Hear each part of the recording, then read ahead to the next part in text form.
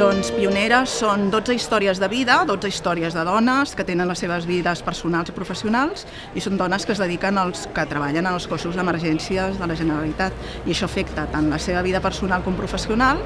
i a més en un moment d'un procés que es troba en un que es trobem en un canvi, en una transformació i que el paper de les dones en aquests moments és molt important en aquests cossos. Bé, doncs per mi ha estat primer una sorpresa i també un orgull. Quan et titllen de pionera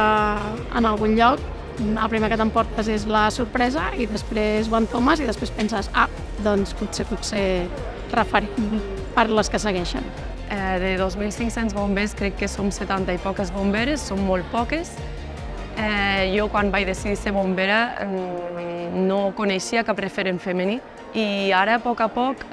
van entrant, cada cop som una mica més, però tot i així som molt poques. Bueno, clar, al principi d'entrar, nosaltres vam entrar 43 noies i clar, fins ara no havia hagut ninguna noia dins del cos de Mossos d'Esquadra i bueno, ens vam trobar problemes d'uniformitat,